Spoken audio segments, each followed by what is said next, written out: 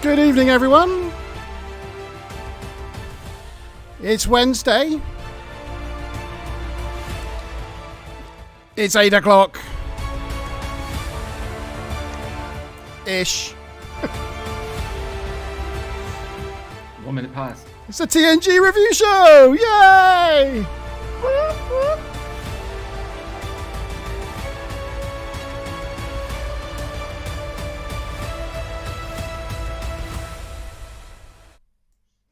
Ta-da! What are you laughing about, G? When? What? You were laughing. I could see you on my screen laughing away. What were you laughing at? During the wait? Yeah. We were chatting in the chat. Did you not see? No, sorry. I was sorting things out, like getting the chat working and things, and I just looked up, and you were killing yourselves for laughing. What are they doing? Yeah, G was being rude. Oh, I wasn't. It was a typo. I meant to say Coke. I'm having Coke, he meant to say. But there was a typo. Right. I'm with you. Anyway, good evening, everyone. Welcome. It's Wednesday. It's the TNG review show with me, Montalban, and my co-host G-Star and Mazza Merc Bob. Yellow. Good evening. How are we this week? Yeah, I'm all okay, except earlier today I got mugged and they took my badge and my pins and everything. And anything that was gold, basically, they pinched. And were they Ferengi? Yes, they were. It seems to fit you well. Yeah. I can even do the whole pole down thing. Just imagine, Mark, that's probably what you look like in your 20s. Yeah, thanks. Yeah, I think that was when I last wore it. Yeah. Smells like it. Oh yeah, I did wash that well. Maz has had it for about the last 15 years, so... I'm just kidding. It smells lovely. Evening, Lindy Hop and Karen. I think I saw Stu Plums on as well. Yes, and Karen, good evening, one and all. Welcome to the show. Tonight we will be discussing episodes 11001001 and Too Short a Season. Those are the next two season 1 episodes that we're going to be discussing. Hopefully you can hear me, Smiler. You said your sound wasn't working, but hopefully you've sorted that out. I did check; it all does seem to be working, and everyone else says it's okay for them. So yes, hopefully all is well. If you are watching this, please remember to smash that like button. Getting my YouTube thing in there now. Paching! Get that one done. Because that really helps the channel and really helps the stream. So yes. This week has already done it. Well done. And subscribing as well. Oh yes. Subscribe. Hey. Yes. Oh yeah. Smiler. The music issue was all Smiler. So yes. Good to have you all on board. I'm back to my paper notes this evening. So back to my own scrawl. So I'm trying to get tighter with it. So it's only 25 pages this time. But yeah. Mine's about 25 words. Yeah. We are going to try playing a couple of clips tonight as well. Hopefully we won't get the channel banned. But we've got a couple of clips that will back up some of the things we're talking about. So here it goes then. Shall I get into it? Yeah, go. Yep. 1011 go. 11001001. Yeah. Go. So the teaser: the Enterprise is arriving at Starbase 74 for routine maintenance, including upgrade to the holodeck.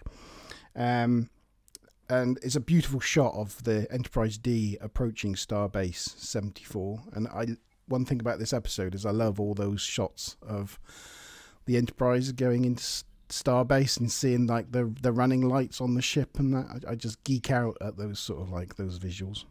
Well, that was a reused From Star Trek image 3. as well. Yeah. Yeah. They didn't even reuse the model or or anything. They just reused the entire footage from Star Trek 3 and just superimposed the Enterprise over the Enterprise A. And changed the look of the planet. Yeah, they made the planet look a little greener, but you can still see the moon in the background. Why not though? I mean, it was a good shot, It was, yeah. It gives the whole episode, I think, like that higher production value. It does. It Yeah. does. It makes it feel cinematic. And the only problem I have with it is like the Enterprise is like massive compared to the Enterprise A. So they must have, bear in mind it's not supposed to be the same starbase, but it must be like 10 times larger than Earth Space Dock. Yeah. But they just kept the same design and just made it exactly like 10 times larger. I don't know. It just seems a bit weird to me because you see the Enterprise going through those same doors that the Enterprise A went through and you just think that must be massive. But anyway.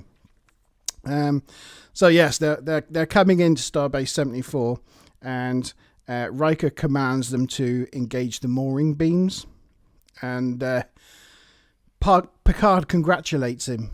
He's like, well done, number one. Which I just thought was brilliant because all he's done is sit there on his chair and go, engage the mooring beams. And Picard's like, well done. Well done, everyone. Geordie's there at the front and he's pressed the dock button. I just think, they go through like, 6 years of Starfleet training for this stuff. Yeah, but It's actually funny because if you notice throughout this episode, Picard does a lot of congratulating Riker. It actually gets a little bit uncomfortable. yeah. Yeah, It's a bit Discovery-esque, isn't it? But, so then we see everybody disembarking because we see the Enterprise dock and the walkway attaches and we see people going about their business. And again, a bit like the shots of the Enterprise coming into the starbase. I love all the shots of like just people going about their business and seeing like the airlock, and the doors and just all those parts of the ship you don't usually get to see that makes it feel like a working ship, and not just a set, I love all that. I definitely think it's something they didn't do enough of later down the road, They kind of lost that, and it's a shame because watching it yesterday, I was kind of like, why didn't they do more of that? Because it does. I just think it expands the environment that you think you're watching, and yeah, I really liked it. It's like I like the episode Lower Decks, where you get to see like other people going about their business, or the episode where Picard gets like left on the ship because it's going Starship Mine, where it goes through a barrier sweep, and it's like Die Hard. Yeah, it's like actually, I love that shot. I was only thinking that earlier to myself today, is that the only other episode where they featured where they were kind of docked or at a space station was Starship Mine after this one. And he gets trapped on there again. He does, yeah. Makes a habit of it. That's a good episode. It is a good episode. Yeah, I love that episode. Yes. So they go down to the dock thing, and they meet Commander Quinteros, who comes aboard with two aliens known as Binars.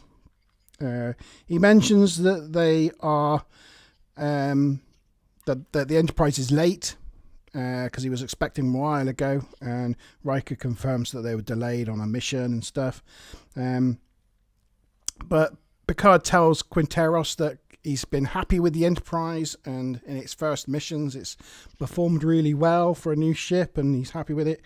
And Quinteros says he knew he would be because he himself oversaw the construction of the ship. So that's some nice little backstory to the Enterprise. Did you know Quinteros is in original series? Well, the actor. No, I didn't know that. Apparently featured in a 2 or 3 episodes. I only noted down a couple: Muds, Women, and Mark of Gideon. So there you go.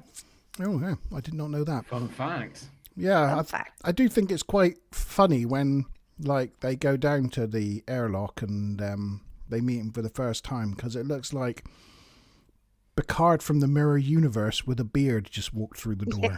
You know? Yeah.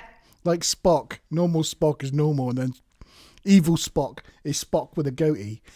Well, it was like looking at a mirror image of Picard from the Mirror Universe. Yeah. So Quinteros goes on to explain that the Binars are not male or female, but they're a unified pair. And these two are called 10 and 01. And they're there to upgrade the computers and the holodeck.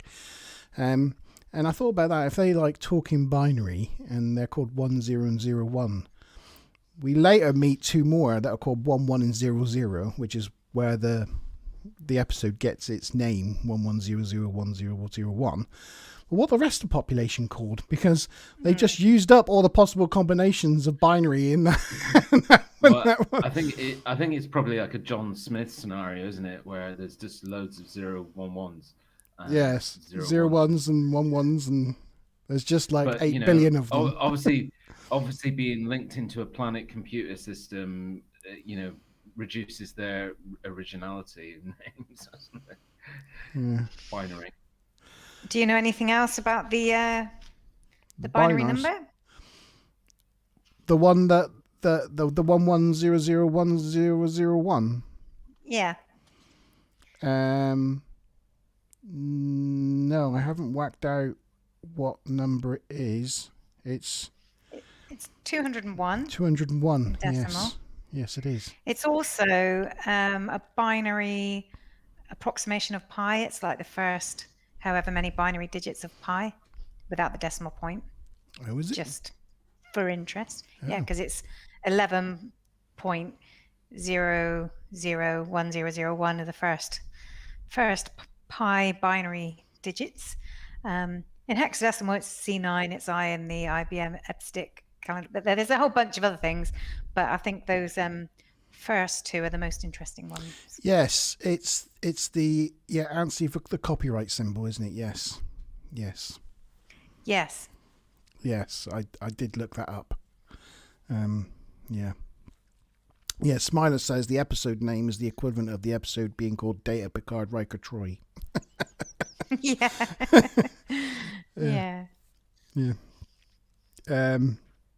So yeah, they do all their pleasantries, and then on the way back to the bridge, Riker mentions that he thought the Binars seemed perfect for this, and Picard said yes, because they talk in binary, so they get things done really quickly, and then they talk about how they're going to spend their downtime, and Picard says something like he's going to go read a book, and he says, "What are you going to do?" And Riker's like, "Well, I'm not very good at arranging my downtime, so I don't know, something will crop up." And then they get to the bridge, and Wes is there watching the Binars, and they've got the covers off the side computer panels on the bridge, and kind of like Wes is watching them with interest, and as my son would say, the Binars were acting kind of sus. And they understand this, so Riker asks Wes to keep an eye on them. But my problem with this scene is they just met the two Binars in the airlock with Quinteros, and then they say they're heading off to the bridge. And then they get to the bridge. The Binars are already there with the computer panels off and half doing the job. It's like, bloody hell, they do move fast.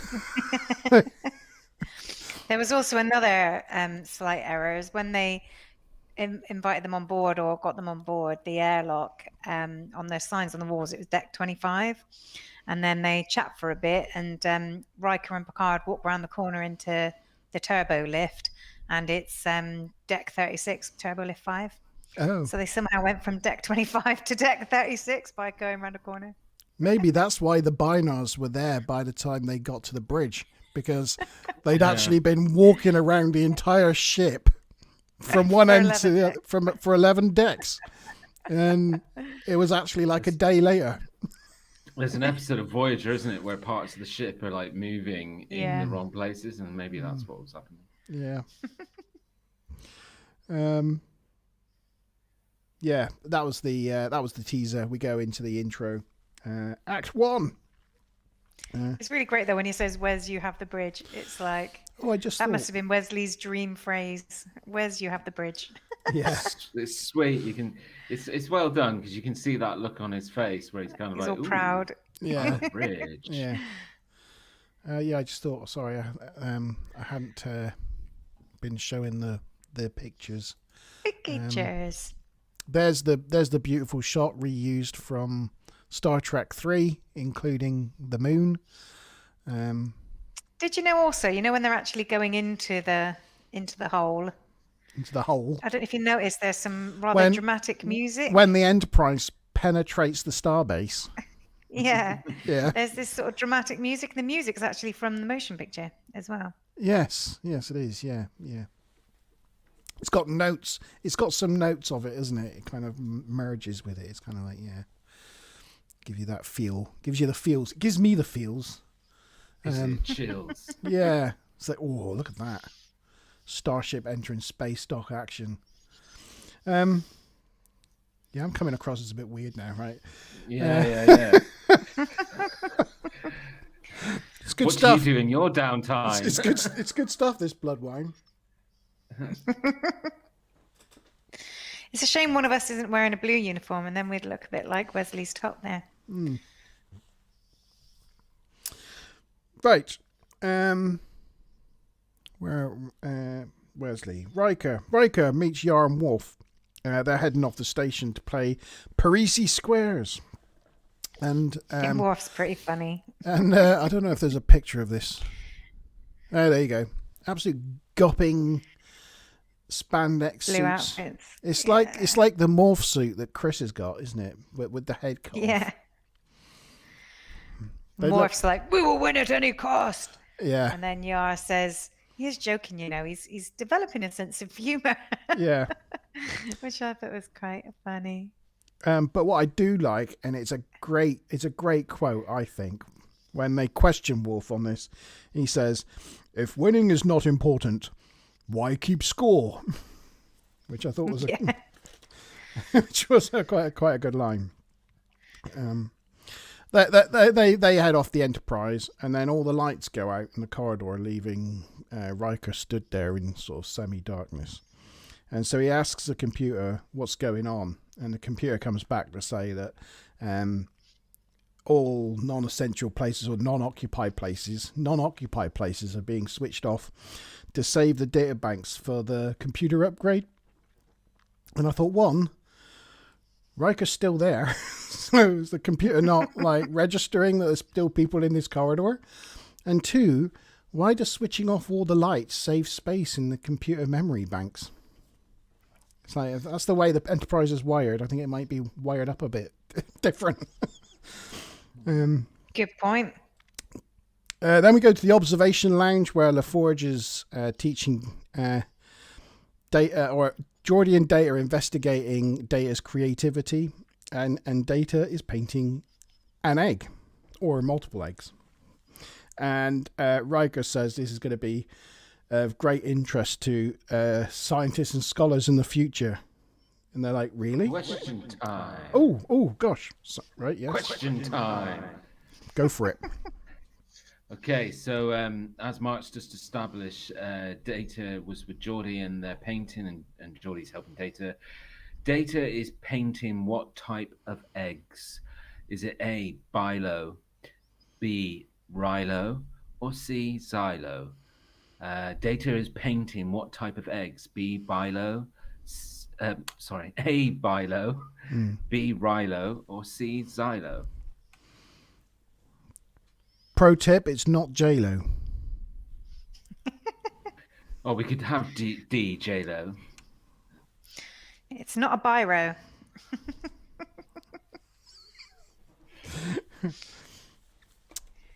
Yeah, I don't know, So, yeah, Smiler, if put you in the could repeat that in chat, and we'll give you a couple of minutes. Guys, if you're watching, just put your answers in the chat, A, B, or C. Stu Plum likes Worf's quote as well. Yeah, is a pretty good quote. And whoever gets this question right gets 50 TNG points. You're keeping score now. Right? So bear that in mind. There's points riding on this. You can say I got 50 TNG points if you get this right. So there you go. Karen's already in there with A. Good guess. It's strong. She came in there, no hesitation. It's an A guess. It's a guess. Class. Yeah. Right. Where was I? Oh yes, eggs. I nearly said it. I nearly said the word. I was hoping no, I'm not going for bajillion yet. Not bajillion points. We're not going crazy on this competition. I haven't got that many points to give away. I've only got a certain amount of TNG points. And if I go in with a bajillion points right now, I'll use them all up. So just 50 points on this one. Just 50. It's just a 50-pointer. Yeah, so he's painting an egg. Riker says it'll be an interest of scholars in the future because they'll be writing papers on a blind man teaching an android how to paint, which I thought was quite funny. It is quite funny. I couldn't quite work out if he thought it would actually make an interesting thing or whether he was just literally taking the mick out of them. And he ends gives this cheeky little smile and kind of walks he ends the quote on, it's got to be a page, it's got to be worth a page in somebody's book. And they use that line in a lot of like TNG adverts in the time during the 80s and 90s. They still do today. It's one of the, actually I think it's the best line from the film, from the episode. But yeah, they still use it today when they're doing montages. Yeah. So when they talk about, really how well Star Trek was written or whatever, they always show like Riker saying, well, it's got to be worth a line in somebody's book. They use that quote. It's got to be worth a page in somebody's book. Pages, yeah, it'll be worth a page, yeah. So yeah, it's very good. In sick bay, Riker visits the doctor and says she looks like she's packing to leave forever. Which I wondered if that was foreshadowing as we're starting to get towards the end of the season. Because she is fired around this time, so I didn't know if that was any hint of that coming up. But she says no, she's just gathering her notes because she's going to see Terrence Epstein at the Starbase for some medical thing that she's looking at on how to save people using technology and medicine grafted together. But I think Riker, like the audience, just doesn't care. Like, I didn't even make notes about exactly what that was all about because I was just like, oh no, I don't know what that's all about. Riker then meets the Bynars outside the holodeck, and he wants to use the holodeck, and they say that they've enhanced it, so he's interested to see what the enhancements are going to be. And then he goes into the holodeck, and he gives a very specific location and era. So he wants to go... Question time. We haven't even got the answers to the first question yet. Jeez. Question time. No, okay. We'll do the. Do we want to do the answer to the first question first, or? Well, we've only had one attempt at an answer. So Stu Plum, Lindy Hop, anybody else that's on and watching, got to get in now with your answers for the 50 points. 50 You can ask the next question though, but still give people more time to answer the first question. Yeah, for sure. Okay, so as Mark was just explaining, Riker was entering the holodeck and he put some specific instructions into the holodeck. He wants a bar.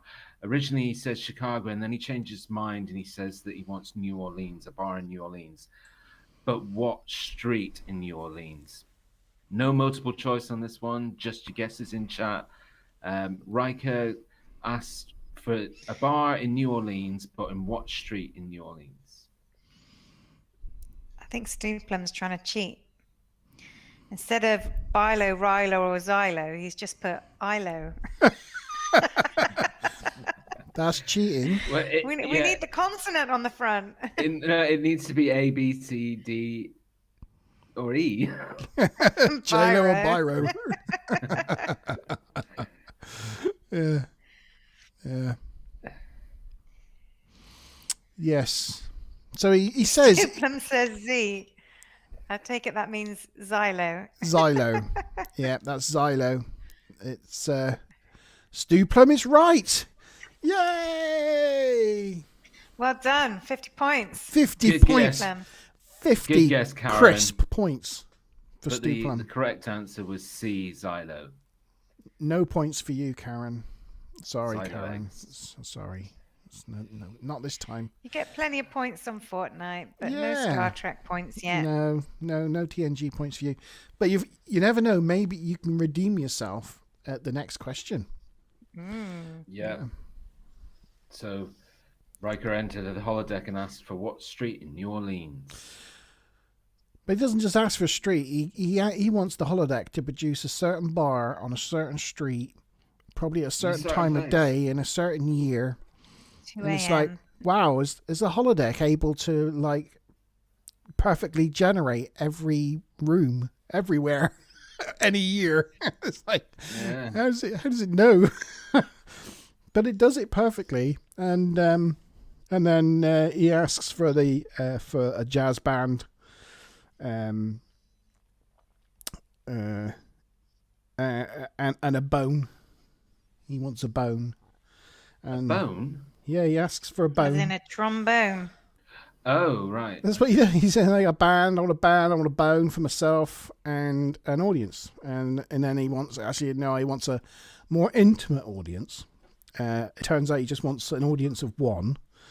And then he goes through several different female characters to actually, like, he keeps swiping left or whatever it is. I don't know about those apps, but or is it swiping right?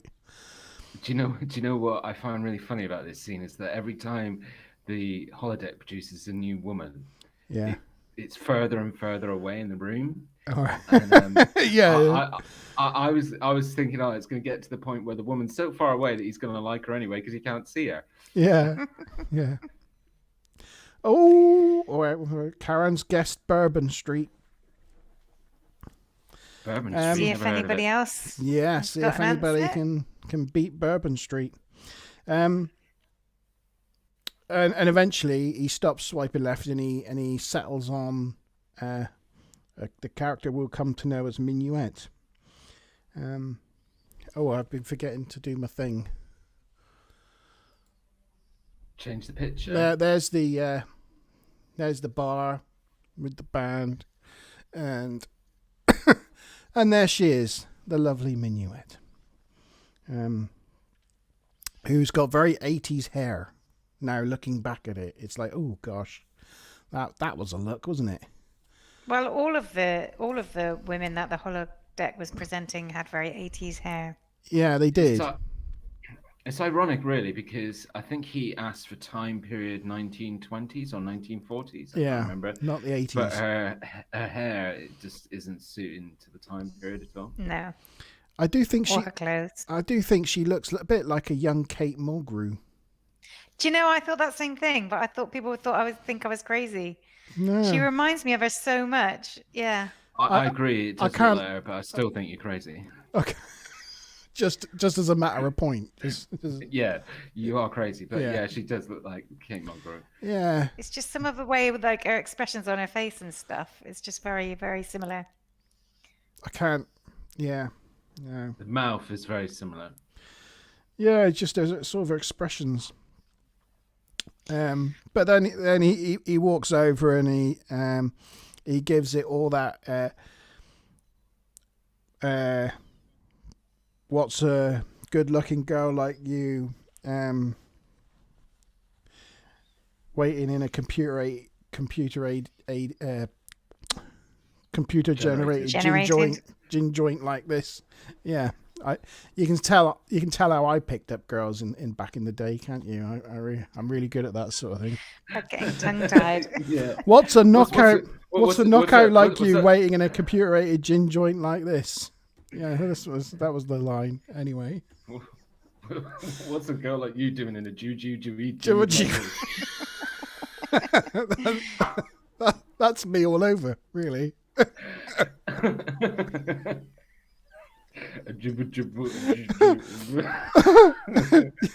I don't know how it worked on you, Smiley. I have no idea. Oh dear. Oh god. Get on with the episode. Will you? Sorry. Meanwhile, Wes asked the Binars what that sound is that they're making, and they explain it's their language, and they store their language in these buffers because their brains struggle to cope with the speed of it all. And Smiler made a really interesting comparison, which I'm going to try to show you. But to do that, I've got to do a few things. Stupum's put 1958 in the chat. So is But that before the- then, he called it American Whiskey Street. Yeah, what's 19? Is that the time period that he asked for? Was he correctness? I guess it must be, yeah. So, Okay, Oh, and then he said, so wait a minuet. while Mark's sorting out the next slide, I'll give the answer to the second question, which was which street in New Orleans did Riker ask for? We had Karen guess at Bourbon Street, but also at St. Charles Street, and Stu Plum guessed American Whiskey Street. The Which correct- was Bourbon Street. He was guessing the same. He was just trying to be funny, I think. Yeah, well, the correct answer is Bourbon Street. well done. I think that's 50 TNG points to Karen. So it's and it's Stuplum. oh, Or is it first come, first served? well, no, I'll let Stuplum have 50 points as well. He can have a crisp 100 TNG points now. So Stu's on 100. so this is the Binars.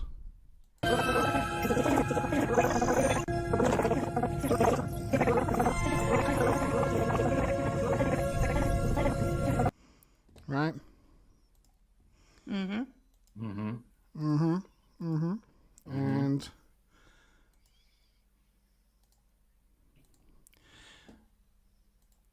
this is Nintendo Animal Crossing.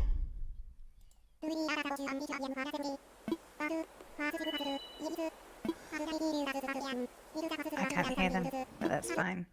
Oh, gosh darn it! I forgot I could to hear the share. Binars. I forgot. I know. I forgot to push the button. Look, I've got to push that button. There. Push the button. I got to push Push the the button. button. Ah.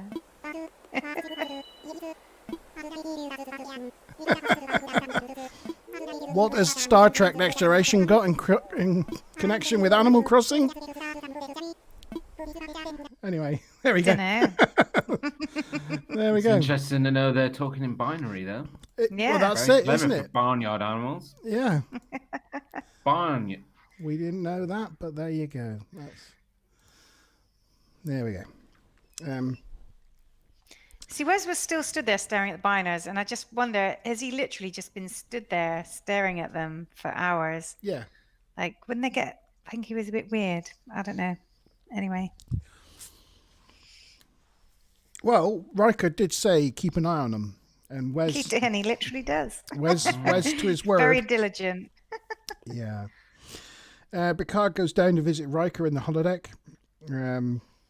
Riker is blown away. Oh, Riker's blowing his bone, and the bass player is like, "Hey man, that chick digs you," and Minuet wants to dance before you leave because he says, "I've got to get back to work." And whilst they're dancing, she gets him to sort of open up about his work and how he sees being a first officer on the starship and how his work's really important to him. And And then Riker asks her that ultimate question, which we knew where it was going. So how real are you exactly? Rick, how far can this relationship go? Yeah. All right. Yeah. And then they start to kiss, and Picard walks into the holodeck, which is not an awkward moment at all. Riker introduces Picard, Jean-Luc Picard, and Minuet automatically starts talking French, which Picard's delighted to. He likes talking French, and he too is amazed by her programming and how real she seems. Meanwhile, in the observation, how intuitive she is. How intuitive. Couple of things. Yeah. Did you know Jonathan Frakes can actually play the trombone? Well, I figured he might, because it does come up in quite a number of episodes, doesn't it? It does, yeah. And although, he can play and, he does all the right movements, the whole band are obviously just miming along to the music and really poorly. If you actually look at them, like the guy on the drums isn't even actually hitting anything, and what they're doing is completely not in time at all with the music. It's like once you notice it, it's really off-putting. And I think there was one more thing, was there not? Oh, no, not yet. Oh, the other thing was just with the universal translator, I didn't even know how she would just be able to slip into French, but... Well, she explains that later. Oh. She explains how she's able to slip into French, but why the universal translator isn't automatically translating it, I don't know. Yeah, the universal translator is just one of those things. It's one of those gimmicky things, isn't it? You just don't question. Yeah. It just tries to explain away a lot, but you could go through so many different bloopers with that concept. Yeah. Data and Geordi are in the observation lounge. Data's kind of like just staring into space, and Geordi's like, "What are you doing?" And he's like, "I'm waiting for inspiration."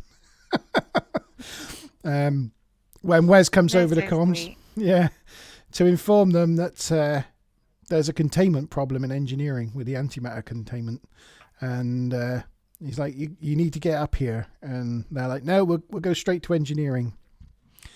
Which I thought was slightly strange, because they're in the observation lounge, which is literally right behind the wall where Wesley stood. They're literally one door away from each other. But yeah, they head straight down to engineering, and they're checking it out. But they find they can't reverse it for whatever reason. Nothing they do is working. And so Data in the end decides that with Picard and Riker not present, he's third in command, he issues the command to abandon ship. Ballsy move. It's a ballsy move. They give Wes instructions, and I'm pretty sure that, because I remember thinking when they give it, like, what, Wes is going to program the ship to leave space dock? Because I'm pretty sure they tell him to. But then in the end, they actually go up to the bridge and set the Enterprise to leave the space dock. One of the potential goofs was like, what, did Wes just ignore them? Or yeah, I wondered if that was a goof. I wondered if you were going to bring it up, but it seemed a bit odd to me. Like they hadn't quite got the running right on that one. But yeah, they set the ship to leave the starbase, and they beam out of there. Did you know? Yes. You know when they sort of ask for the evacuation and everybody starts scurrying away, people falling all over the place and stuff, and there's a male voice saying, "Please go to transport," or whatever. Yeah, the male ship voice. Yeah, do you know whose voice that is? Those people in the aft and exit via something exit 6 or whatever it is.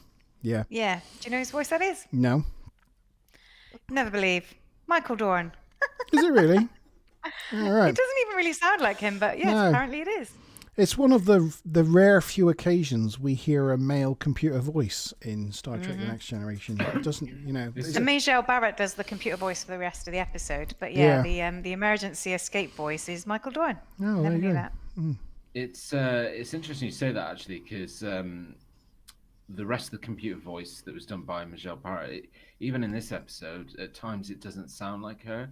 You have to. I was listening really carefully, and it is her, but it feels different. It's slightly got. Yeah, you have to really listen hard to recognize her voice. It's almost like a bit more formal. Yeah, it's definitely got a different feel to it.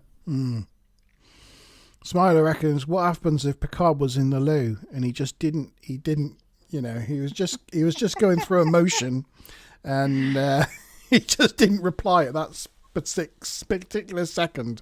But yeah, I guess it was an emergency, so no matter what, they had to act. Yeah. So yes, as the Enterprise is sort of powering up, ready to leave, the crew who are now on Starbase 74 realise that Picard and Riker are missing. But whatever his name is that I've forgotten says it's too late. Your ship's going, and because they say we'll beam back and get him, and they're like, it's too late. And then they get readings from the ship that the containment has been realigned and it's no longer an issue. But the Enterprise is already beginning to leave, and they just sort of stand there and all under the direction of the director say, right, now stand there, look from left to right, because it goes from what each person, and each person goes, oh, as the Enterprise sort of backs out of Starbase. But I thought to myself, why don't they just beam on board? I mean, it's right in front of them, right there. It hasn't put its shields up, has it? Has the Enterprise put up shields in the docking area? That would take out the door on the way out, wouldn't it? Or something. I mean, why don't they just beam? I mean, it can beam to like when it's in high orbit, They surely. Anyway, until it warps off, I'm sure they could have sorted the situation out. But anyway, they don't beam, and the Enterprise slowly backs out and warps away. Meanwhile, in the holodeck, the trio are still chattering when Picard realizes he's the third wheel, because they're getting in this shot here. They're getting starry-eyed into each other's eyes, and he's like, oh, I think it's my time to go. And then Minuet's like, no, please stay, we'll have a dance. And he's like, I don't dance. And well, we'll have another glass of wine. He's like, no, she's like, oh, you got to stay, and so they're like, oh, that's a bit sus. So they go and open the holodeck doors to find that all hell's broke loose outside. Alarms going off, things flashing. Yeah. Awooga. As Stu said earlier, Stu said, wait a minuet. Oh, wait. It's very good. It's very good. Yeah. Da, da, da, da, da. So they ask the computer what the hell's going on, and find out that there's no one aboard, that there was a containment breach, that it's sorted now, and they're at warp, heading to wherever, and they're heading to the Bynarr homeworld. They go back and quiz Minuet and find that she was actually just programmed to keep them there. And so the others, the rest of the crew on the Starbase, realise the Bynarrs are missing and that they've probably nicked the Enterprise. And Data theorises that they're probably heading to their home planet. But like every Starbase and every Star Trek episode that's ever been, there's no other starship in the sector who can intercept or help them. What I don't understand... It's always the way. It's always the way. What I don't understand on that part is that the Starbase surely must have had some shuttles, and in the time that we're watching Star Trek timeline, the shuttles are capable of warp 1, warp 2 at this point. So surely it would have been better to get into a shuttle and start send something heading off at warp 1. Yeah, so at least you've got a chance of eventually catching them up. Yeah. Picard and Riker head to the weapons room to suit up, and then they go to engineering to engage auto-destruct, which gives them a 5-minute or 4-minute 59-second timer. And the timer on the on the back screen of engineering is a really crap-looking red LED countdown clock that looks straight out of the 80s. It really does look rubbish. But sorry, I think there they are. They do update it down the line when they do self-destruct in a later season. Yeah, It becomes more of a computer, like their normal computer panel would look. there's Picard suddenly realizing that he's outstayed his welcome at this party. There's Minuet saying, "Please don't go." And there's the really rubbish LED auto destruct sign. the set production team took about 20 minutes to knock up. This was going to be one of my my trivia things, but you notice what count it's on, 201. Oh, it's the and that's it's the what name the of the binary episode. value is. Yep. It's the name of the episode. There you go. But later on, it shows it on a shot saying 470. This is the later on shot. This is when it's finished. Yeah, it started off at 5 minutes. Starts ticking down, and Yeah. then this is a bit later on. Yeah, this is actually on the bridge, not in engineering when they stop it. Yeah.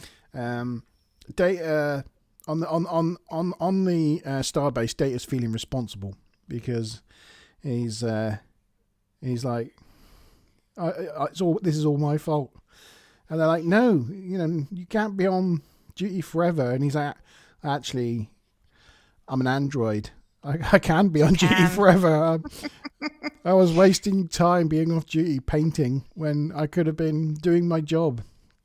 It's really sweet. It's Yeah. a nice, sweet moment, I think. But they're like, no, because there's no way you would have done anything different, even if you were on duty, So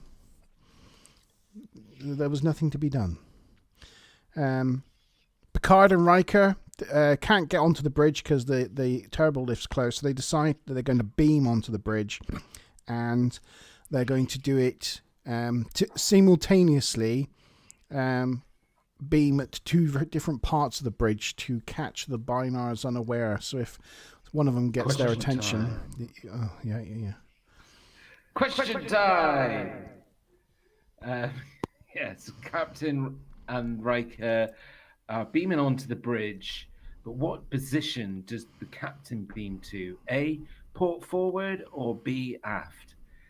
Captain and Riker beam onto the bridge, but what position does the captain beam to? A, port forward, or B, aft? There's 50 points in it.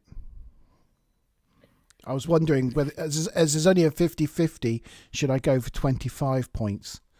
But no. Yeah, I thought 50's a bit rich. Do you think 50 points is a bit too many points for this quiz? All right, 25. I'm going to be stingy. 25 points. There's a 25-point question. Only 25 points up for offer on this one. But you've got a 50-50 chance. Come on. got a A, 50-50 port chance. forward, or B, aft. Put your answers in the chat right this second. Right. Come on, Lindy Hop, even if you don't know, just guess. But I did notice something that's not in any goof thing, I don't think, and I've got another video, a little clip to show you. If I can do this right. Or actually, it's not a clip, it's a picture. Is it a blooper? Oh. It's a picture. Somewhere. I've lost. It's a picture. I've lost my picture. What the hell? Oh no. Got 2 words. Oh, I've saved it on my hard disk. That's why. Bear with me. Bear with me. We're bearing. So, question time. Right. Beaming onto the bridge. What position does the captain beam to? A, port forward, or B, aft? There we Thanks go. for putting it in the chat, Smiler. There's a picture of Picard after he's beamed onto the bridge, and you can see, look, the console. The console here is not where it's supposed to be. It's supposed to be like over here, but they wanted it to be behind him, and the way of framing the shot and fitting the captain in, they moved the console, and where it's on a rail and connected, it leaves like grooves and mess in the floor. So they've just put a carpet remnant over the floor to cover it up. And it looks really, really rubbish. It looks awful. Yeah. Did not notice that. How did I not notice that? And that is in the shot. That's what it looks like. I was like, look at that. Yeah. So there you go. I wanted to show you that one because that was just one that I noticed, which was pretty Well, cool. as soon as you Stu Plum brought and that Karen up, both guessed A. yeah, as soon as you put the picture up, all the A's started spitting out. Oh, that might have been Because after. where is he? They guessed well. Anyway, so yeah, the correct answer for that last question was a port forward. So 25 points each to Karen and Stu Plum. So that now puts Stu Plum on 125 TNG points and Karen on 75.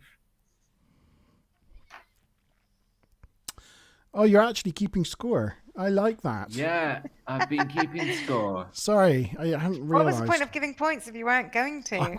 Yeah, exactly. That isn't that what Worf said? Yeah, exactly. Oh, that's brilliant. It's like we planned that. I really didn't think that far ahead with the whole points thing. Oh, dear. Oh, gosh. Right. Where was I? They beam onto the bridge, showed the picture. They find the Bynarr huddled together, and they basically ask for help. They're dying, and they're like, "Please help us." So, They're asleep. They're not talking. no, they do. They wake up. They just go, Yeah. "Please help us." Oh, what? Towards the very end. No, they're huddled together in a Just mass. yeah, and then they kind of collapse. And they collapse, and they think they're dead. So Picard and Riker, they cancel the auto destruct, which we see there. They realise that they are indeed in orbit around the Bynarr homeworld, and the world, they scan it, and it appears to be inert. Everything's turned off, and they appear to be in the same sort of state as the Bynarr on the bridge. They then think, well, how are they going to know the file name or the password or what to do? They need to know more information. I'm getting ahead of myself. So they decide to go down and talk to Minuet, who might know what's going on. Wait a minute. What? Wait a minuet. Oh, wait a Minuet, yeah. Okay. So, I Minuet, blame Stu Plum. yes, Duplum's fault.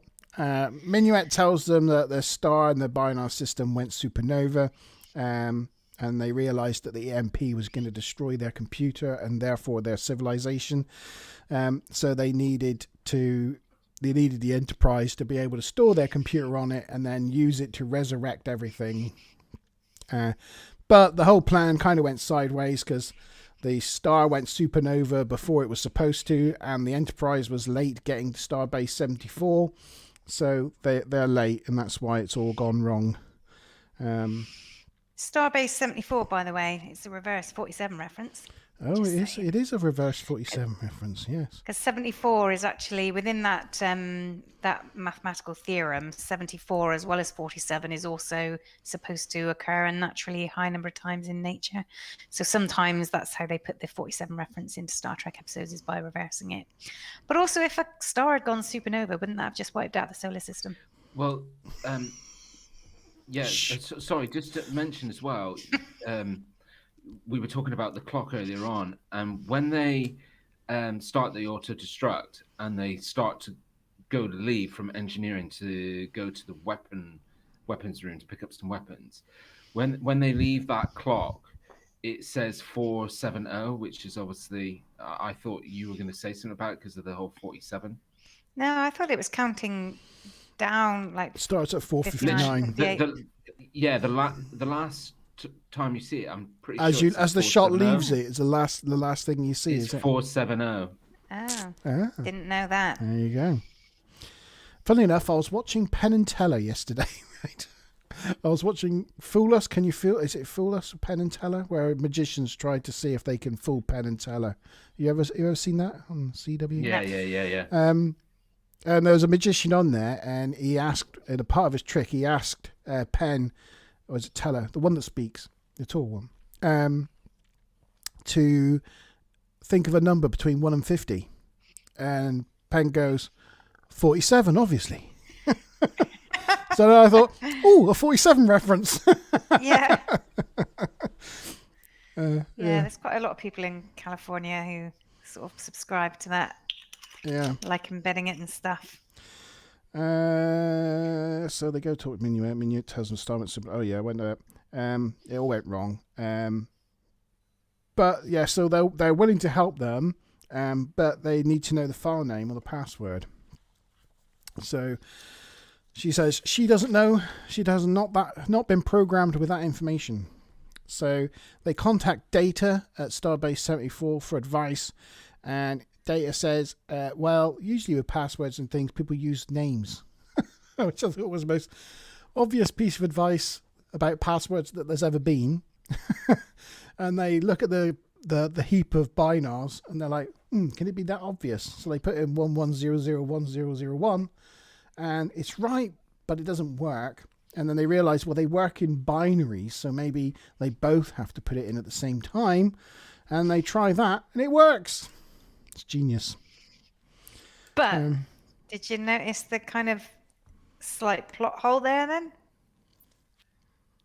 They only meant to kidnap Riker. Well, yes. They said, oh, well, Picard, we just, you just happened to be here by accident. That was a lucky coincidence. Well, if there were actually they needed two people to unlock it, why were they only planning on kidnapping one person? They would have never been able to save him. Yeah. I guess they were planning on just physically kidnapping someone and or hoping that he had really wide arm reach. Yeah. So yeah, they reboot the computer. They sort it all out. All the binars automatically spring back to life like nothing ever happened. And they thank you for saving a life. And Riker asked them why they didn't just ask, and they said, well, you might have said no, which is valid. And it's like, oh, well, yes, they think in binary. It's either yes or no, But Picard's like, well, it's all turned out for the best now. You've got your civilization back. We've got our ship back. And he walks down and decides he's going to take the con and fly the Enterprise back to the starbase. Oh, there's the... sorry, I've been moving the thing on. There's them putting in the password. Oh, yeah, I've gone too far now. And again, it's like I was saying earlier, he takes the con, so you think, oh, crumbs, He's like, it's been a few years, but don't worry, number one, you're in good hands. And he goes, right, Starbase 74, Warp 2, engage. Hey. Wow, the qualifications you must need to fly this ship. When he gets there, he'll push the dock button. Stop button. and he makes out that it's so hard as well. And it's just like, he doesn't really do anything. 6 years of Starfleet Academy for that. And also, I thought, isn't Riker supposed to be the best pilot in Starfleet? It's like, why didn't he take the helm? Maybe he's supposed to be the best pilot in Starfleet. Anyway, I don't know. I think Paris would give him a run for his money. Yeah. Couple of little minor points to note. Jonathan Frakes loves this episode. He thinks it's a great episode, loves the binars, and says that he thinks they should have been, as a species, used, in a few more different episodes and stories, because he thinks that they're quite an original concept. And he really loves this episode. And there was also the engineering situation table was reused in the space dock. They all stood around a table. It was. Yeah. And at one point, you can sort of see like this imprint of the Enterprise on the top, because it's normally got like an Enterprise schematic on it. They just took the center. They took the center like pyramid bit off of it. Yeah. And I think those are really the only extra bits that I forgot to mention. Oh, there's some stuff about this and the Big Goodbye, like the episodes were going to be in a different order, and the Big Goodbye holodeck glitch was going to be because of what the Binars did, Yeah. but instead they had the Binars fixing it because of the problems with the Big Goodbye. So there's a bit of a stuff around, like, you know, the order of episodes from the original order. But Because it was going to be they Yeah. enhanced the holodeck, and then in the Big Goodbye they go, oh, we've had the holodeck enhanced. So, you know, but yeah, they decided to put it the other way around. I also think that I wonder if the Binars were inspiration for the alien characters in Galaxy Quest. oh yeah, Just because the way they talk to each other, it's all a bit like that, you know. Oh, welcome, Captain. Welcome to, you know, and you know, the characters in Galaxy Quest are a lot like that, Yeah. aren't they? What is it they said when they came on board the bridge again, Mark? What is it they said? What did they I say? just need that impression again. You know, when Riker and when he Picard- said help us. yeah. I don't know. He just like, I can't remember. I don't know.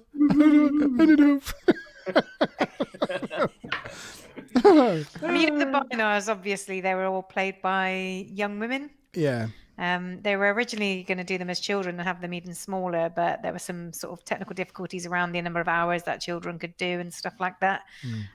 So they decided to go with sort of, you know, I don't know, like maybe 19-year-old girls. But yeah. So all is good. The Binars get apprehended and get told they're going to go to a hearing, which is just right because they've kidnapped they stole the starship. Riker heads back to the holodeck to go find Minuet because there's unfinished business, but finds that she's not there.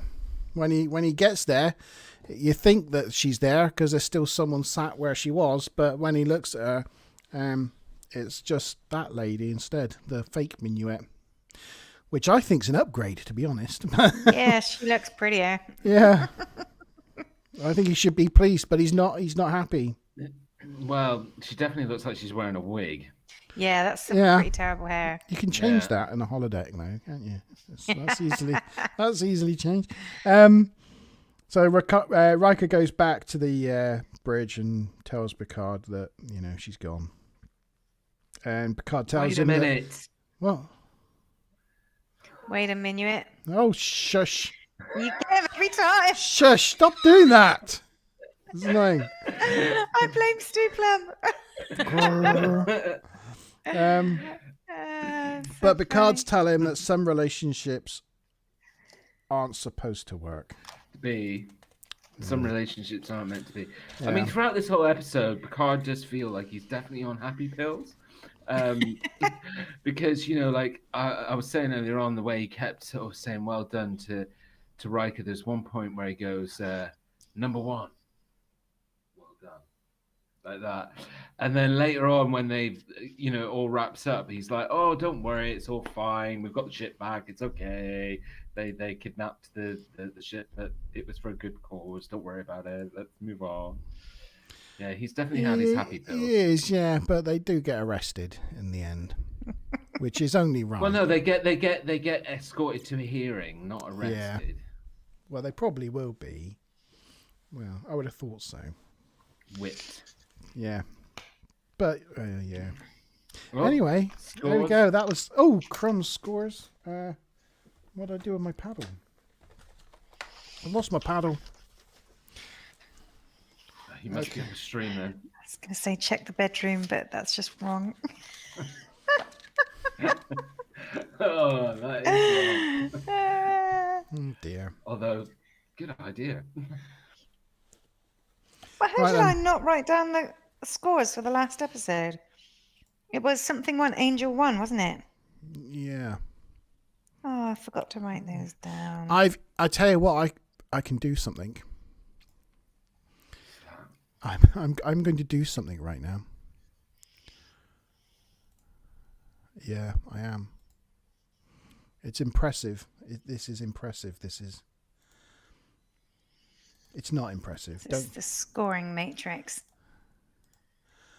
Look, we have scores. Ooh, I've made a spreadsheet.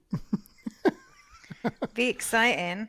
I kind of see it. Well, no, you can't see. It's- Oh, jeez. Sorry, everyone. Just for G, I'm going to make it a little bigger for him because his eyesight, it's not what it once was. No, it's better. It's enhanced, like Geordie LaForge. There you go. You see it now?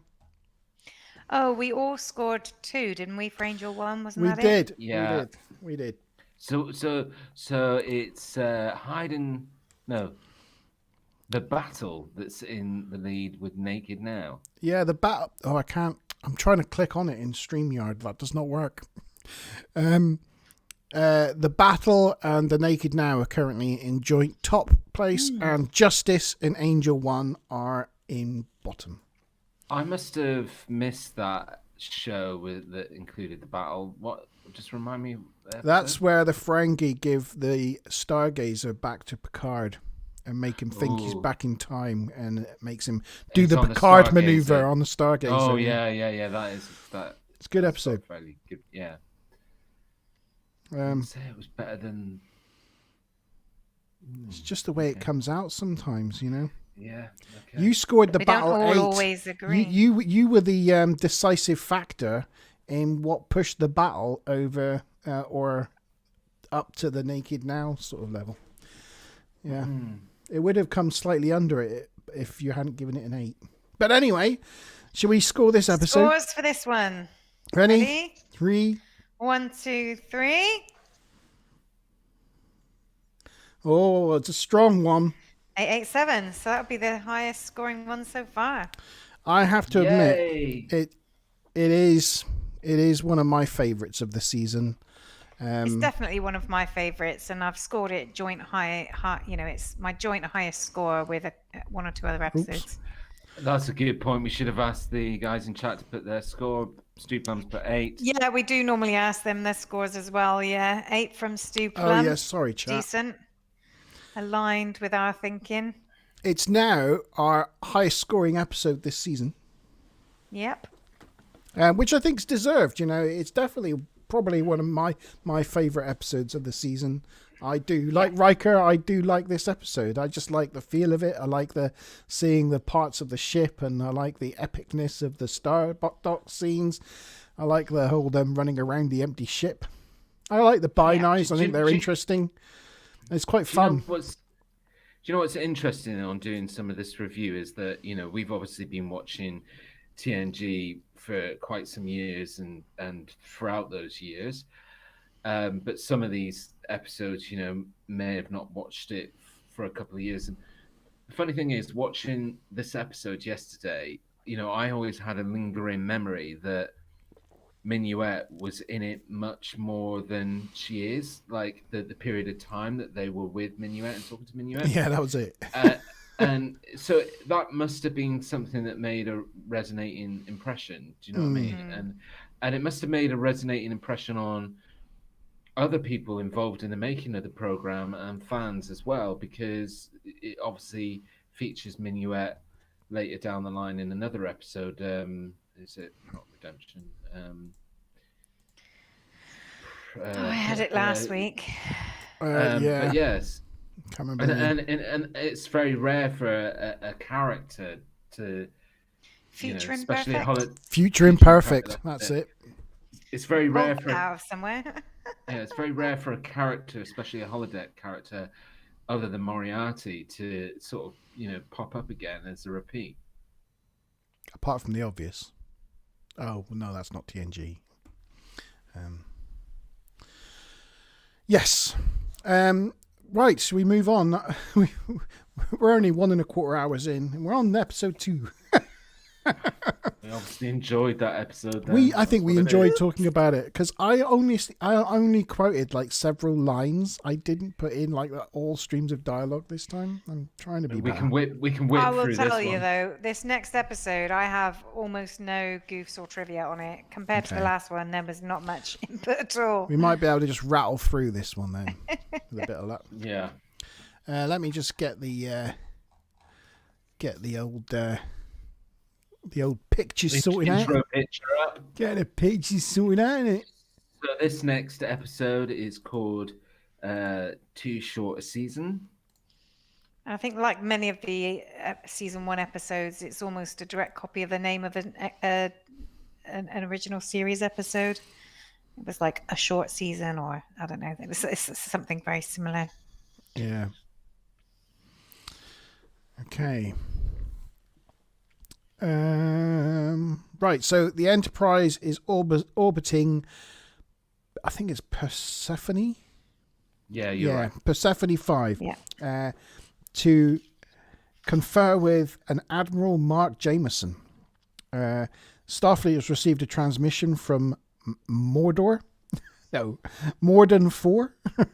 To say terrorists have taken hostages. And Karnas, the governor, believes that the Admiral is the only person who can negotiate their safe release. They have 6 days to deliver him for the negotiations. I don't suppose you have a picture of Karnas's office, do you? No. I don't know. No. No.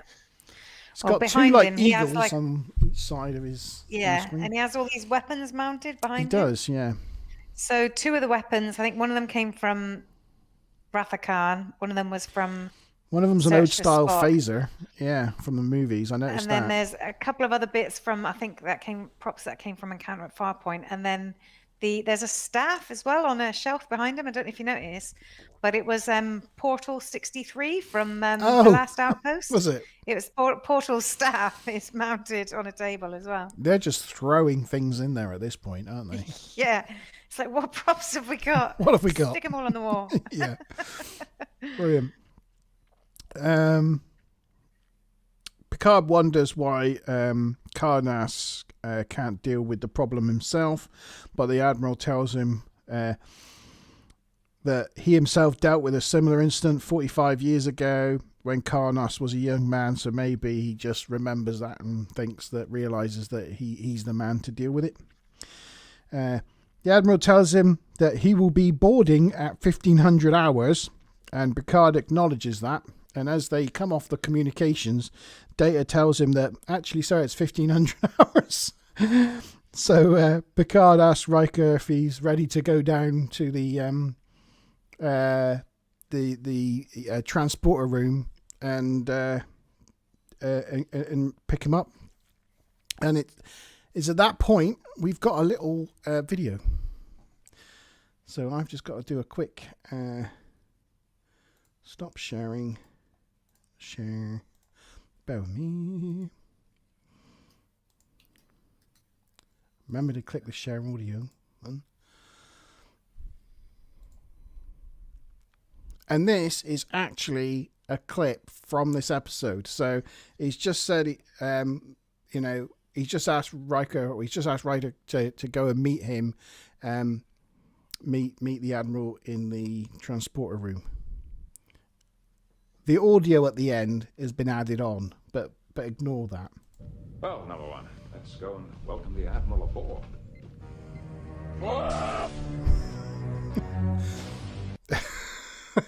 It's great, isn't it? Let's go and welcome the Admiral aboard. Now, if you watch it again, watch his mouth as this sentence goes out.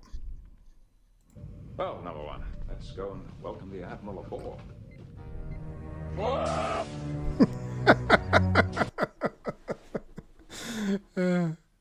Anyway, that's in the episode. Why they left it in, I don't know. Question time. Ooh. As the captain and Riker go to meet the Admiral, Mark's just kind of shown it in the thing there, but probably didn't get it. But they go into which turbo lift? Turbo lift 1, turbo lift 2, or turbo lift 3? So A, turbo lift 1, B, turbo lift 2, or C, turbo lift 3? I don't know. What's the number of that turbo lift? I don't know either. Got a 1 in 3 chance though, people. Oh, I should. It was an, this it's is an a- improvised question because you went through my other question. So Oh, you did gave I? You out the repeated answer. it several times. Oh, Yeah. was it It was supposed to be 1500? what time? Yeah. Oh, sorry. I saw you make a face, and I thought, oh, I've just said something wrong. I should have crossed it out of my notes. It's okay. I can adapt, like the Borg. I can adapt. And yeah. And so like Minuet, she Yeah. adapts. He consulted the ship's computer and raided the data banks. So the new question is that when Riker and Picard leave the bridge to go and meet the Admiral, what turbolift do they enter? A, turbolift 1, B, turbolift 2, or C, turbolift 3? Smile, if you're still around, could you put that question up in the She's chat? Done it. Oh, is she? Yeah. She's on it like a car bonnet. Oh, she is. You see them Oh, before I yeah. see them. She is on it like a car bonnet. There you go. Moving on. Yeah. So they meet him in the transporter room, and the Admiral informs Picard that he will be personally overseeing this mission and leading the away team, whilst Picard remains in command of the ship. And Picard agrees, it seems, The Admiral's coming on board and throwing his weight around already. And I don't know. There is our Admiral, who looks like his face looks like a melted candle. Yeah. It's pretty poor. It's terrible, isn't it? It's just awful. You would never look at that guy in real life and go, "No, there's a normal human being." But anyway, so that was the teaser. Act 1. Karnas heads. No.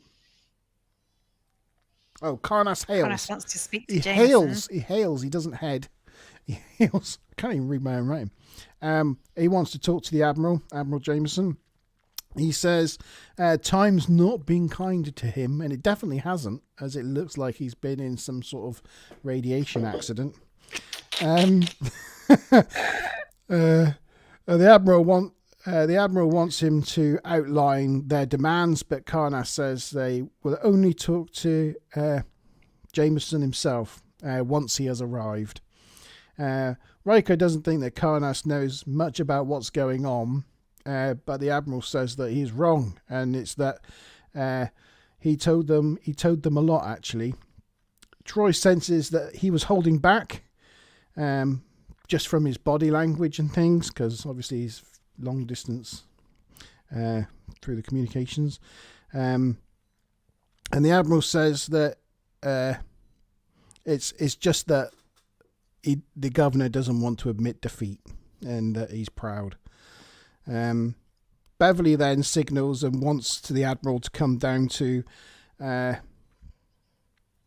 sickbay for a routine checkup, and he doesn't look too happy about that, but Picard explains that it's a routine thing. The Admiral looked nervous, and Troy certainly picked up on that. She was looking at him like, "You look sus." In the ready room, Riker wants to know how Karnas knows he was alive, and the Admiral mentions that he briefed the ambassador that was taken hostage when he took the post. So from that work that he did, setting it all up, that he wouldn't have known he was alive. And Data wonders what the terrorists might want, and the Admiral thinks it's going to be weapons. In his quarters, the Admiral gets out of his chair. It looks like for the first time in his wife, and his wife's really happy to see that he's up and about and walking.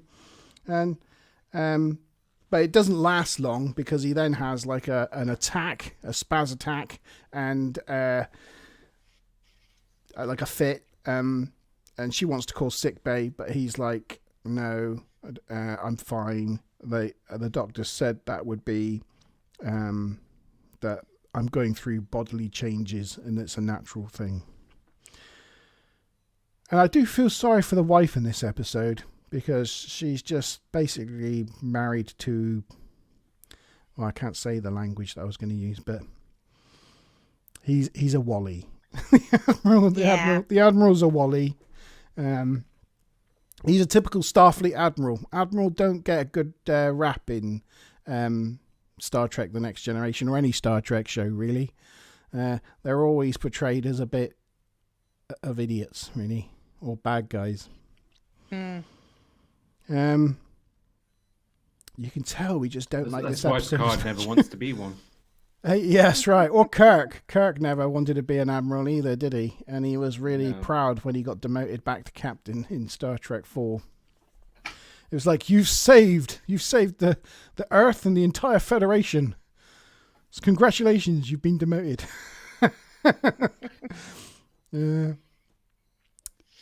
So the that chair that he's in caused the production team all sorts of trouble. Yeah. Cost $10,000, and Really?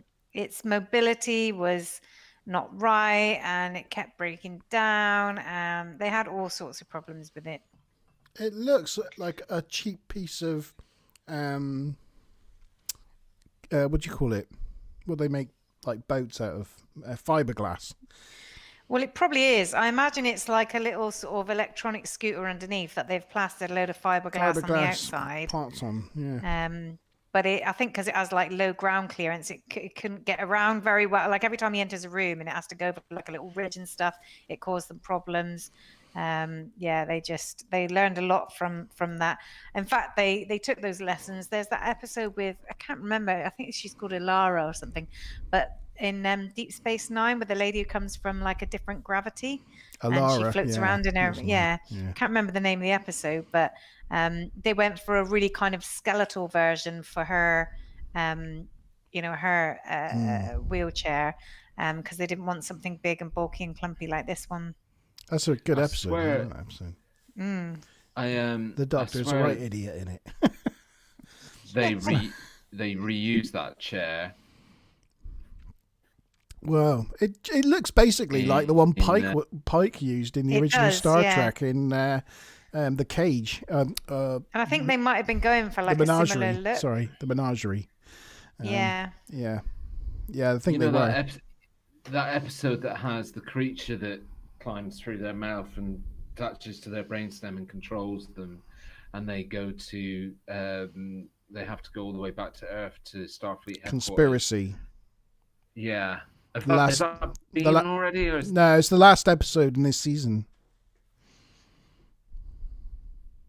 Yeah, and I swear they reused that chair, and that's what he sat in. His throne-like thing when he blows up. See. Yeah. No, I think you're right. Yeah, it's got controls on it, so I think they probably reused the prop. Yeah. Yeah, we'll see. They paid enough for it. They'll probably want to get their money's worth. I think you're right, G. Now you say that, it looks exactly like it. They just take the front door off of it. Yeah. Karen thinks he looks like he's had loads of plastic surgery. Ken Hong Rong. Ken gone wrong? Ken gone wrong? Just to give out the answer to the first question in this episode. And there's 50 points in this. 50 points. 50 big 50 ones. 50 points. So at the moment, our competitors are very clearly Stu Plum and Karen. And both guessed an answer for the last question. Karen gave A, Stu Plum gave B. Ooh, different answers. Yeah. And the correct answer was it was A, Turbo Lift 1. Oh, well done, Karen. So Karen gets the 50 points. That's 50 points winging its way to you. That now means that they are both level pegging at 125 points. So I only have one more question left for this episode and for this show. So that will be the decider. And it's a pretty difficult one. So Wait, but it's later Have in the Google episode. on standby. I mean, no, don't cheat. I'm actually excited. I can't wait to find out who's going to win. Yeah. Okay. You're gonna have to think about what they win. That's the problem. Yeah. They win props. They win kudos. So, oh wow, what they win? Oh, they win. They win. Well, big, they could. big props from us.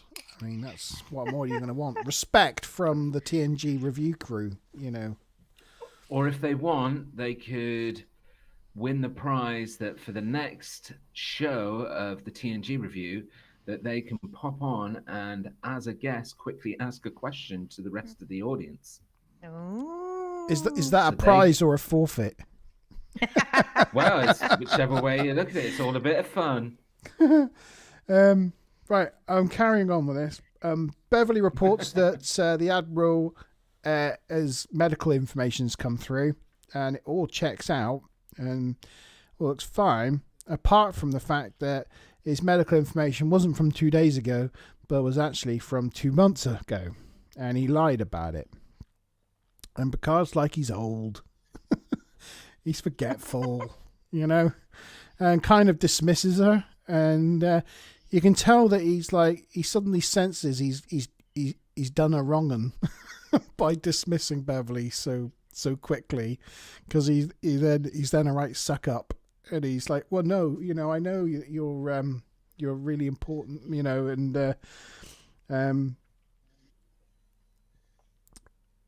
how much that she's a respected member of the crew, and in fact, I need you on the bridge throughout this entire mission to make sure he's in top condition, because he's like so important to the mission. So it's just like a real funny thing, I think, where he's like, just like, whoops, I put my foot in it. And the main insult was he compared her to Troy, which I thought was quite funny. Like that was a real big, like, you know, in medical terms. Oh gosh. So back on the bridge, Picard asks the Admiral if he wants to take the con, and he does. And so, I mean, they actually like removed for this. Sorry, I'm going back, but for this shot here where he's like with the 3 chairs in the middle of the bridge, they removed that little tiny workstation that Riker uses and the spare chair, you know, the stool thing that's attached to it, and the light. They remove all that so they can fit this this wheelchair thing in. But anyway, in this scene, he's actually up at the aft section of the bridge, and he gets out of his chair and he walks all the way down the ramp. He nearly stumbles, and the whole bridge crew go, "Ooh!" And then he realised that actually, you know, that's not a particularly safe working environment, that bridge, is it? It could do with like a handrail. Like all the other bridges in Star Trek so far have like had easy to hold handrails going all the way around the walkways. When their ship gets shipped. Yeah, you know, this one's a bit of a death trap, really, because it's got like ankle high railing going up a ramp. Like, it's not good for when they're in like turbulent situations, is it? But anyway, I digress. He comes forward, he takes the helm, and he's just like, they're like, "Oh, you've really surprised us there." And he's like, "Well, I just need you to walk the decks again. It's just so good to be on a starship. I'm feeling much better."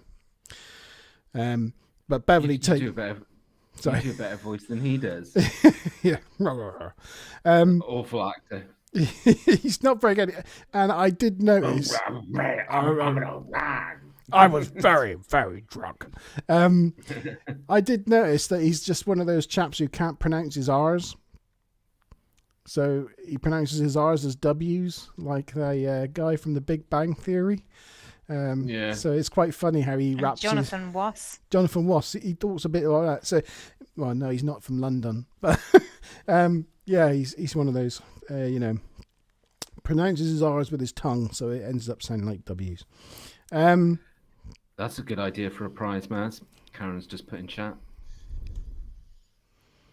Star Trek logo badge. Well, do you know, I was thinking I've got a little mini Star Trek logo badge, that I got when I was originally making your little Bella Beat Star Trek thingy. I bought a couple of different badges, and so I thought, yeah, I've got some spare Star Trek badges. We could send one of those off as a prize. Well, I tell you what, how about at the end of season 1, we'll tot up the scores of who won the most episodes, and whoever wins the most will get some Star Trek knitted thing from Mazza McBob. A logo or something. How about that? Matt's going, yeah, okay. So not the badge then. That You want me sounds- to knit something? Well, no, the That badge, sounds great just to a me. little, like a little badge. No, yeah, No, I mean not the actual sort of nice little shiny metal badge that I've got, but I'll figure something out. It's no problem. Personally, I think we know your skills, so why not knit an Enterprise? Yeah, well, that's been suggested. No. Or a comm station. I want a knitted bridge. Right. Tricorder?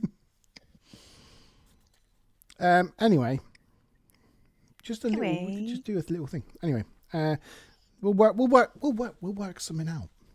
Yeah. Where were we? Oh, Picard in the ready room. Crusher tells Picard that no one recovers from Liverson's disease. So this is very odd that he was able to walk to the helm. Picard orders her to take a look into it. Back in his quarters, the Admiral is looking at the footage from the last communication with, I've forgotten his name, the guy with the hostages. But Karanas, he's now looking a lot younger. He's like suddenly lost like 10 years. And he's Going feeling a all lot fitter. Benjamin Button. He is going all Benjamin Button. In fact, I probably got a. There you go. He's Yeah. and basically he's just preoccupied with wanting to get it on with his wife. He's like, oh, I'm fit now. Amorous come on is in, the love. polite word. Come on in, love. I'm all ready. Yeah, it's all a bit awkward. When he gets another seizure, another attack, but this time it kind of knocks him out. So his wife does call sick bay, and down in sick bay, Beverly says she's found something in him. He's got some sort of chemicals that's completely reversed the Iverson's disease. In fact, there's no sign of it in his system anymore, and he seems to be getting younger. And Picard wants answers. So he goes up and he visits the Admiral in his quarters, and the Admiral tells him that there's no point in hiding it right now. And the reason is he went to a planet called Cerberus 2 and got a miracle drug that rejuvenates the body and basically cures anything. And he got that. Bless you, G. That came out of nowhere, didn't it? That blindsided you. I'm trying to like, where's my mic? Where's the mute? I didn't want to sneeze all on camera. You need to go to Cerberus 3 or 2. Yeah, Yeah. they'll help you up. Yeah. Basically, he negotiated a treaty for them or something, and they owed him one, so he cashed it in and got these special drugs that they don't tell anybody about. And it's supposed to be administered slowly over time, but because of the and he obtained enough not just for him but for his wife as well. But then he consumed both. Right, spoiling my. Sorry, I didn't mean to spoil your storyline. But when the mission, I just thought it was so selfish. well, it's because he's a twat. Yeah. Why? It's just he is, isn't he? But yeah, so he got enough for him and his wife, and he could do it. But when the mission came along, he had to be at his best. So because so you consumed the whole lot, and he said, not just the whole lot, I consumed both loads. So yeah, Picard was not impressed by this and leaves, and his wife's not impressed. He tries to grab her, and she runs off into another room. later in the observation. I mean, what a tip. If you're going to overdose, overdose on 12 months of supply of a drug, why overdose on 2 people's 12 months supply of a drug? I mean, basically, that's just outright suicide. What was he thinking? I don't know. It's Have you crazy. got any? Have you got any fun facts about Anna? Right. Annie? Not Well, necessarily. They call her Annie later. She introduces herself as Anna. Not necessarily. I know that there's a 41-year-old age gap between the actor and actress on screen there, which is probably why whenever they do kissing, it's all like weird around the shoulder kind of stuff rather than actually, getting face to face. But no, not really. Why? Has she been in something? No, I was just curious. I was just wondering whether she featured in the original series. Not that I'm aware of. Not that I picked up on anyway. Okay. Yeah. I was going to say something. Have you not got a question? You have to let me know when the questions comes up. Oh, I will, because you'll hear a big question time. All right, okay. In the observation land, the Admiral asks Data to open up a comms with Morden. Picard doesn't think it's wise, but he ends up agreeing. Karnas tells the Admiral that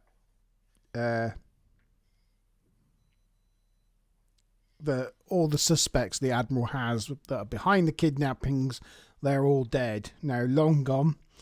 And the Admiral then realizes that in fact it is Karnas that is behind the kidnapping, and Karnas says yes. And if he doesn't go along with it anyway, he's going to execute everyone.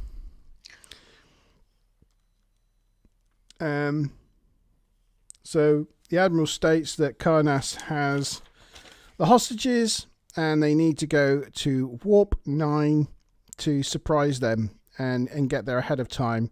And he personally will lead the away mission to get them back. He wants to lead a preemptive strike. Question time. Ooh. So this is a little bit ahead of where it actually is in the storyline, but I thought I'd ask the question now, give everybody plenty enough time to consider their answer. But basically, as Mark's just mentioned, Jameson takes lead of the away party, and they beam down to the planet towards the end of the episode.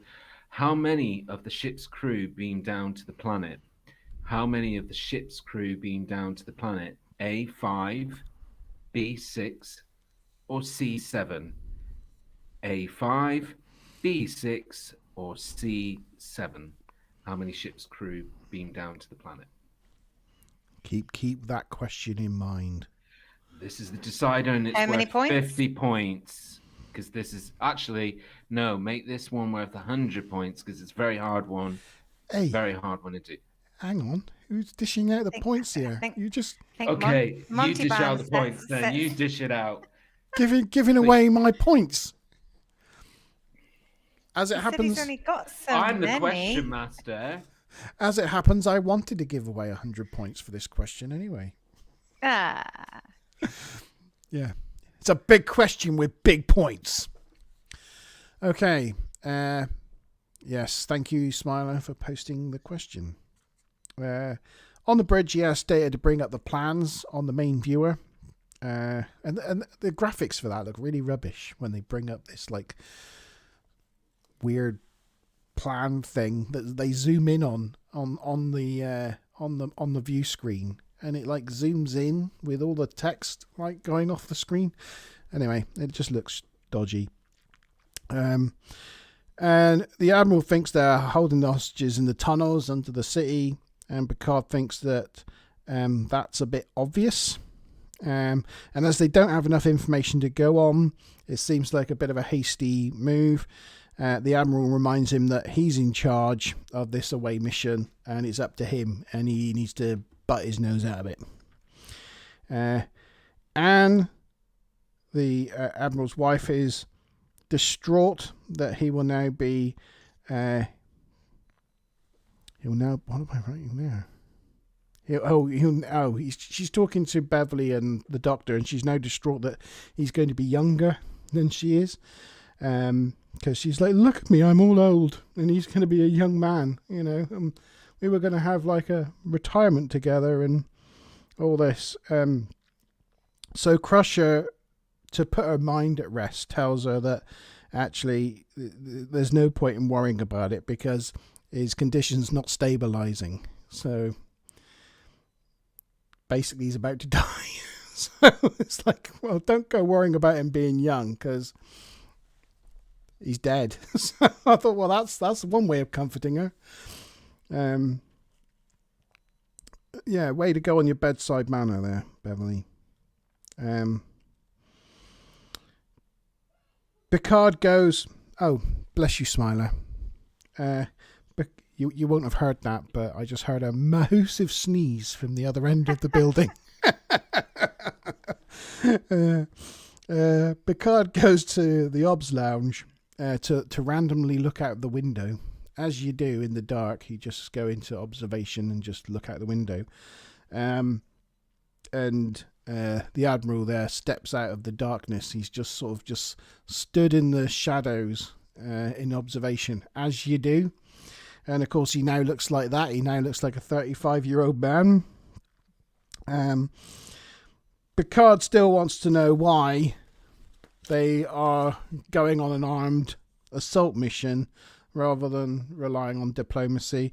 And the Admiral explains the whole background to why this has all happened. And it's the fact that 45 years ago, he didn't negotiate a hostage transfer like he said. He falsified his records, and he actually solved the situation by giving Karnas a whole bunch of weapons, superior weapons, but then gave the opposition the exact same weapons because he thought then they would, like nuclear weapons are a deterrent. He thought they'd cancel each other out, but actually what it did was start a 40-year-long bloody war which killed millions of people. Batman. Yeah, he's an asshole. In the transporter room, Picard ends up going on the mission. You got a picture of them beaming down. Oh, how many people have we got there? We've got 6 people on the transporter pad. Shh. And there's 2 okay. So, and Riker doesn't bat an eyelid.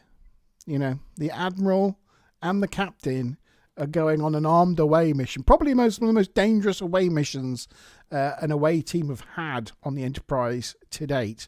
And Riker's just like, yeah, whatevs. Yeah, it's fine. You go. You're fine. Yeah.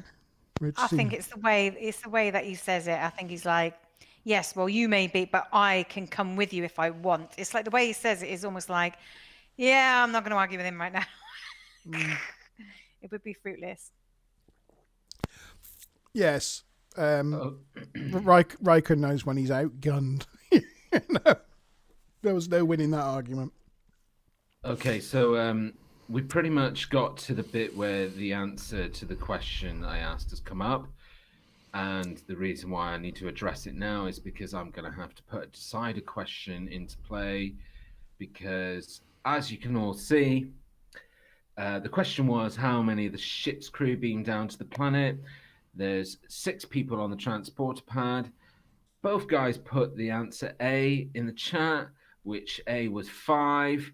However, they are both correct because my question was a trick question. How many ship's crew being down to the planet? And obviously the Admiral is not part of the ship's crew. So the answer was 5. So both you guys were right. Well done. But that means I need to throw in a decider question because you're both now on 225 points. So we need a decider question. And the decider question is going to be this.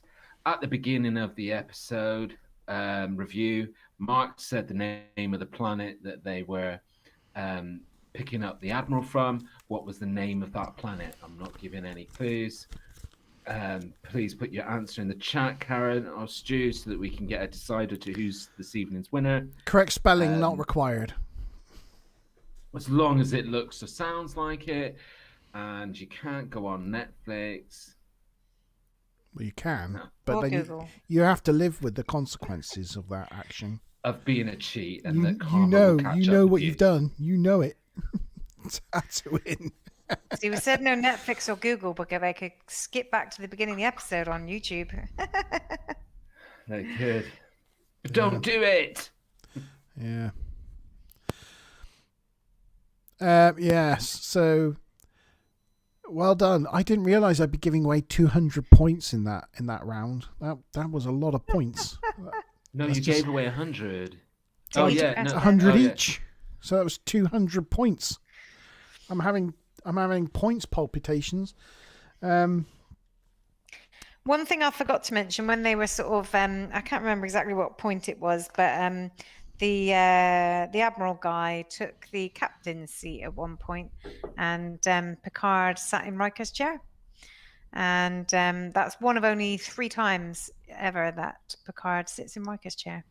Just as a little known fact. He did. This Jameson took the head chair, didn't he?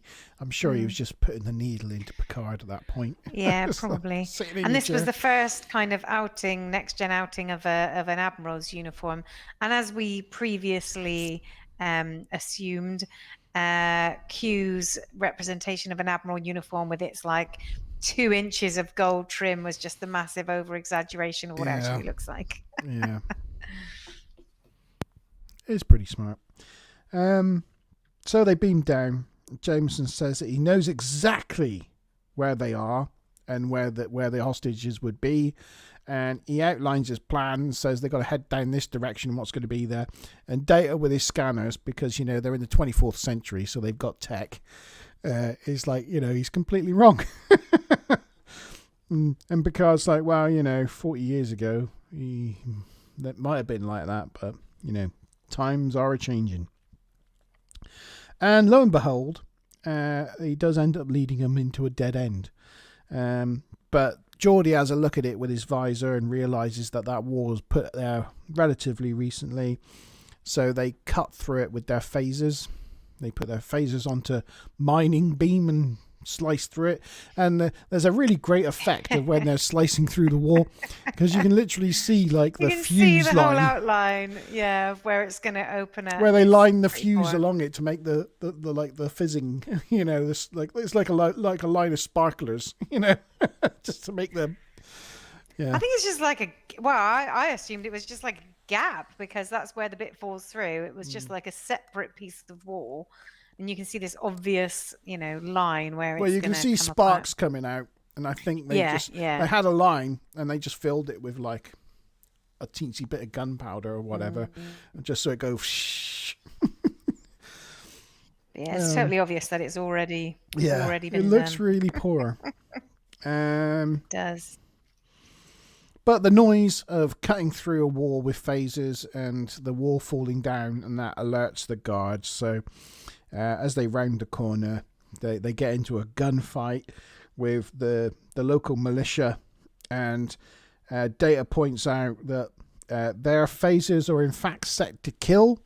And Picard's like, yes, thank you, Data. I have heard that noise before. And then the Admiral gets another one of his panic attacks, or, you know, one of his seizures. And so they decide to beam back to the Enterprise because he needs medical assistance. So the Admiral moves next to Data, and then Data kind of goes like this.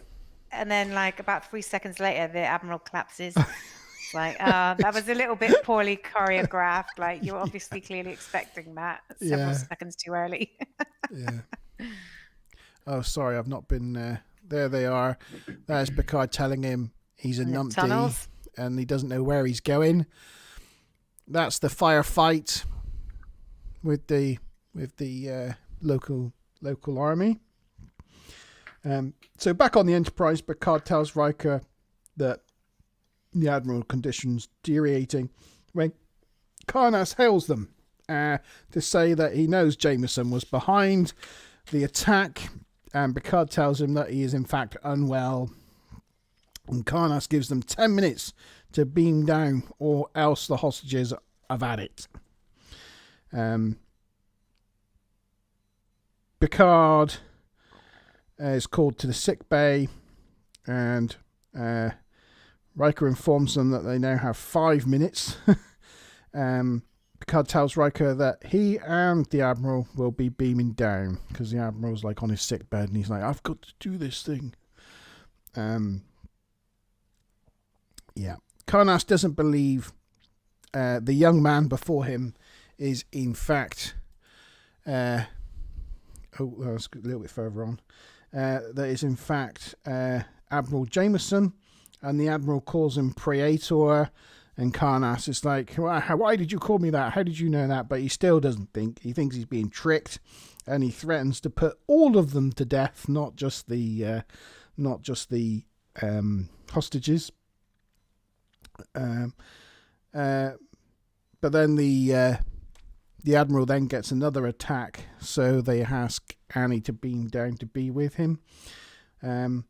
Picard shows Karnas photos of Jameson going through his various transitions of makeup through the episode to prove that he's going back in time.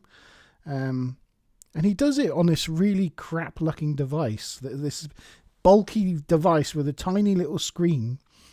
And you just think, Christ, we could do that with our phones now and it would look more futuristic and realistic than what that scene looks. And the pictures that they use aren't even as good as the steps that you saw him de-aging throughout the episode. There was like one step before that. They jumped from like old man to like almost just over 30 to like where he is now. Yeah, it's just really weird. They could have done that a lot better, I think. So much that they could have done in this episode a lot better. The Admiral ends up getting back up and showing him a scar that they entered into a blood pact. So he's like, show me the scar, and he shows him his wrist, and he's got the same scar. I mean, he could have known that, and he could have made that scar quite easily, you know. But that's enough to convince Karnas, and he believes it. He was going to shoot him, but then he sees how much pain he's in and decides that he likes the fact that he's in pain instead. And Anne says she'll always love him. And he says, yes, Anne, with the golden hair. And she says, oh, it's more grey now. I only see gold. I only see gold. And then he dies. Really dramatically. He dies of bad acting. Overacting. He dies of overacting. That's what he dies of. Karnas frees the hostages. He's happy that's he's satisfied with the conclusion. Jameson's then buried on Mordor, Morden 4, and the Enterprise whoops Mordor. Yeah, he's buried in Lord of the Rings. Yeah. And the Enterprise warps off to Isis 3. That's the end of the episode. And they go off on their journeys. Well, unfortunately, neither Stu Plum or Karen could come up with the right answer to the tie question. Right. So I think we're going to have to leave it at a tie because the answer to the question was what, Mark? Persephone 5. That's correct. I knew that. My voice is really high now, obviously. Yeah. My voice is really what? Hi. Mark. I asked Mark. Yeah. Yeah. So I think we're just gonna have to leave it on a tie. Well, we did say whoever wins, at the end of the season, so we can just keep the points tally going. Why not? Okay. Yeah. We can either make that a draw, or we can add on to those points. We'll decide. We'll just keep a tally of the points because they've got 225 each. Hold on, let me just put this on the. I better add it. Right, hold on. We might call it like a draw each. If we keep on adding the points, then latecomers will never be able to win. So we might give them each a point for a draw or a half point for drawing. Or 0.5? Yeah, it was 225 points in total, and they drew, so maybe half.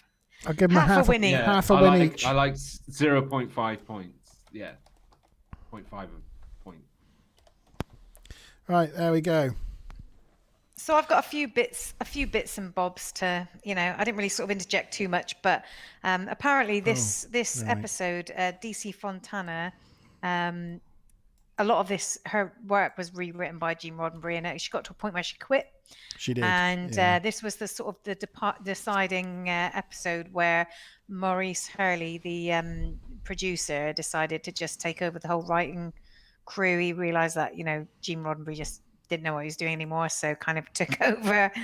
Karnas, he was actually in trouble with Tribbles and Trials and Tribulations. So I don't know if you realize that he was a Klingon. So he's been in a few other episodes. He was the one that starts the fight with with Scotty.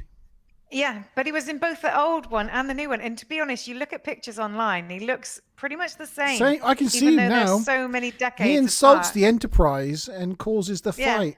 Garbage scowl. Garbage scowl. Yeah. Yeah, now you say it, I can see it. And I mean, I'm saying that is it? Were they just clips of the same one? Like he wasn't in both. He only so it was clips of him from. Yeah, before, he did it in both episodes. Yeah, it was the same clip. Right. Okay. They merged. No wonder he didn't I make any difference. love that Trials and Tribulations episode. That's it's fantastic. brilliant, isn't it? Amazing. What, the original one or Trouble with Tribbles? No, the That Deep was Space Nine episode. Where they go back in time. It's just brilliant. I think that was it for that. Then there was just one other. I think one other thing was that. I think at the point where the Admiral tells Picard that he actually reinterpreted the Prime Directive and aimed both parties and all that kind of stuff. Now, surely Picard at that point could have said, well, I'm going to have you up for a court-martial or something. He would have had plenty of information at that point to be able to take the guy out of the game rather than just leaving him in charge of everything, putting, his own crew at risk and letting him continue, even though this guy had just admitted that he'd started a 40-year war with this alien species. Yeah. So it seems a bit odd that Picard just let that one slide. Yeah, it is odd. It is odd. Yeah. Right, scores. Scores on the doors. Wait a minute. Just need to sort myself out. Keep muting myself because somebody else is watching it in the room next to me now. As a ready. Hang on. Scores. Oh, and also somebody wasn't in this episode. Crusher? That's Wesley? right. Correct. Wesley. Let me have a look at my other scores. Interesting. Yeah, you're a very tight scorer. Yeah, I keep saying I'm a Craig Revel Horwood, but that's only because I keep thinking like later on and like Best of Both Worlds and stuff. It's like I'm just giving myself space to expand into those upper numbers, Yeah. Well, yeah. I mean, I think what we'll do is we'll treat each No. We'll treat No. each season on its No. own, and then at the No. end of it, we'll look at the what come top of each season, and then rank Oh those yeah, that ones. sounds so good. Was that Yeah, sarcasm? do that. No. He likes that idea, like because now he's suddenly realized what I just said, and he's thought, "Oh crap, I've scored things too high." Yeah. No, I think you do need to rank Well, it no, in I think season you can because score lots of things high. well, I think you do because later on, like they have better special effects and they got better I just think each season is treated as a sort of separate era, and you got to think of it in terms of season 1, and you'll never stack it up against a season 4 episode really, because like the end of season 3, season 4, and beginning of season 5 is like the heyday of TNG. You can rank a season 7 episode against a season 1 because they really run out of ideas. But I don't see my ranking as being based on really the graphics so much. To me, it's just how much I enjoy it. Yeah. And it doesn't matter to me what season it is. It's whether it's the level of which it gets me excited or not, or makes me feel happy. Let's do the scores then. One, Right, two, I'm three. ready. I'm ready. Go on, 3, Maria. 1, and go. Ooh. So I just Wow. thought that's interesting. I was seeing what else I've scored. I haven't scored anything of 4 yet, which is quite interesting. Guess what? Neither have I. Yeah, isn't that funny? So I thought it's So, time I I mean- brought out a 4. Yeah, I mean, I wanted to score it relatively low. You know, I thought, I don't know. I mean, it wasn't like, for me, it wasn't really cringy terrible like some of those awful, you know, sort of sexist or whatever. You know, it didn't make me want to crawl into myself, but I don't think it was great. I think, you know, the makeup wasn't great. I think the guy was slightly annoying.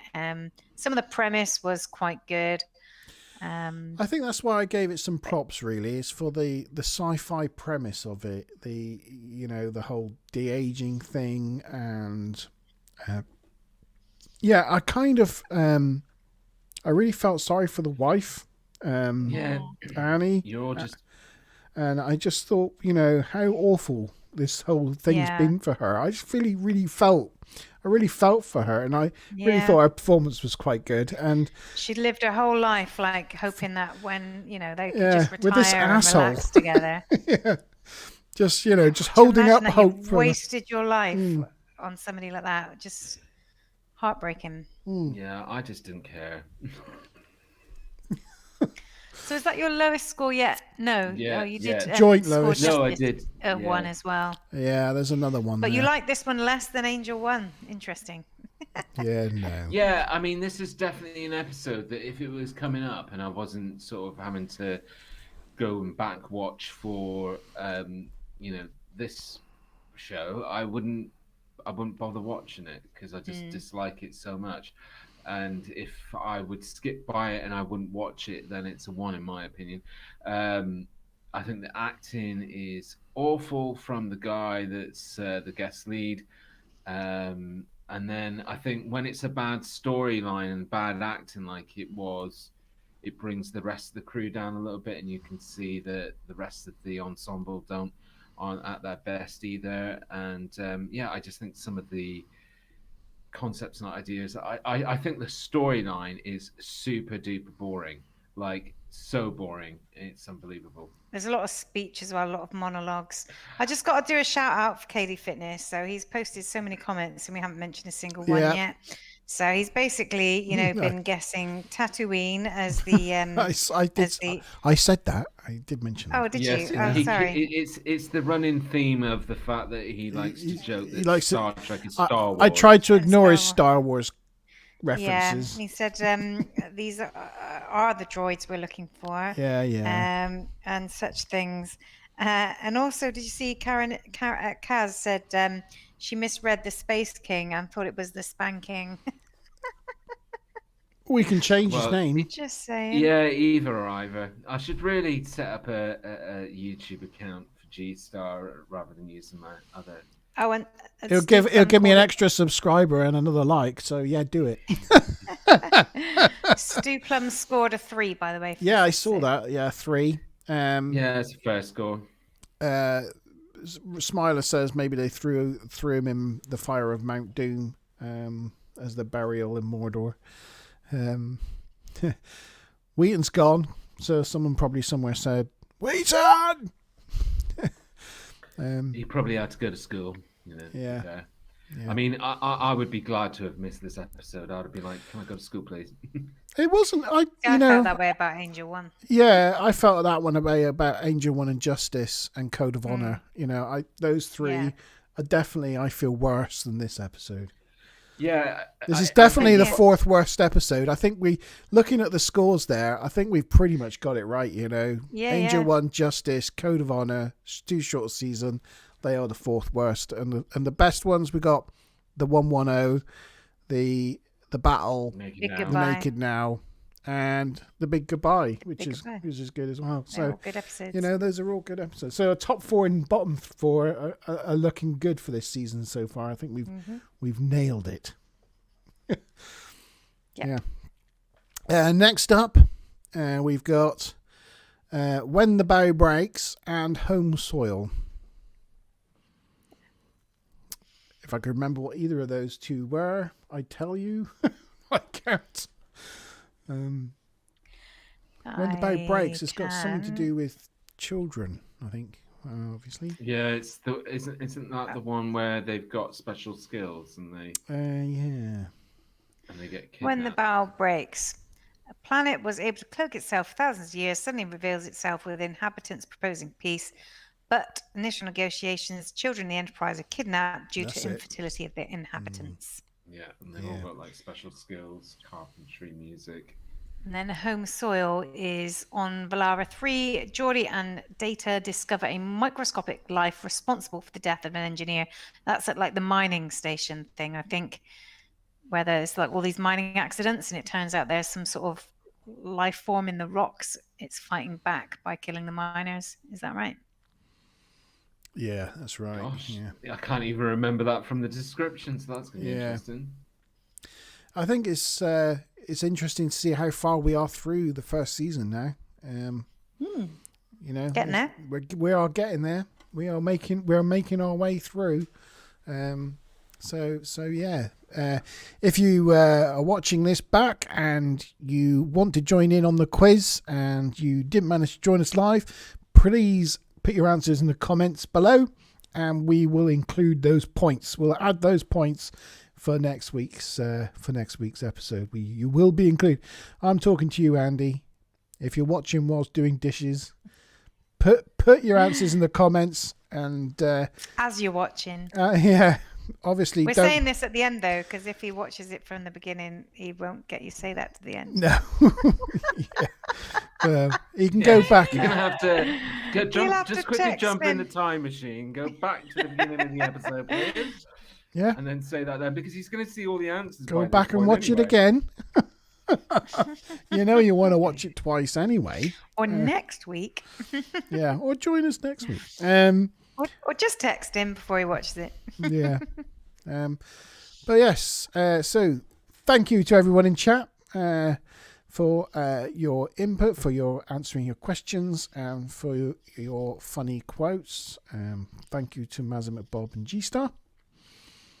It's been a fun episode this week. I've really enjoyed it. And it's just going to show to me the benefit of writing your own notes, because I so much more enjoyed reading my own notes than trying to It read was somebody much else's. better. Well done, Monty. Yeah, I'm getting I better. know at it it. takes you longer. Just get It rid of was that worth it. spreadsheet. It's worth it. Just get rid It's of- worth it. Oh, Get sorry. rid of that spreadsheet. Yeah, all right. Yeah, well, there you go. There we go. Oh, that's better. That's better. You just want to be big. It's your narcissism coming out. Yeah. No, I no, just think it looks quite better right. To It look- end the show. You are quite right, and I do like a good visual, as you can tell by the overall presentation of our screen. Yes. Yes, thank you for that. Yes, so please do join us next week for the next 2 episodes. And that's about it, unless anybody else has got anything else. No, see you next week, guys. Or yeah, see you next week. Guys and gals. I'll definitely have me badge and my pins. back Oh, you're by going to then. go find the Ferengi responsible and make sure Well, they're no, taken to I a was hearing. I was just thinking, well, I might go and nick them off of Jameson because he doesn't need them anymore. So, like, you know. Yeah. True. But Yeah. you want Admiral stripes. Yeah. No, you. No, wrong uniform. I don't want to be. Monty won't want you to I don't outrank want. I him. don't want to be outranked. No, you can't. That can't happen. Oh, by the way, G, what do you think of my What do you think of my waistcoat this week? It's got the jacket version. Yeah, it's very nice. As I said, it really definitely looks like the proper prop. Yeah, it's a different one from last week. No, but I've seen because it comes as a set, or you can buy it as a set, can't you? Yeah, I didn't buy it as a set, but yeah, Oh, right. you can buy it as a set. Yeah. I found it a lot cheaper buying it separately, but yeah, no, I was yeah, I'm glad you like it. Yeah. Can you just cancel those Admiral pins? Yeah. No, that will not do. That will not do. Okay, thank you, G-Star. Thank you, Mazimet Bob. Thank you, everyone in chat. We will see you back here next Next time. Wednesday at 8 o'clock. Bye. Cheers.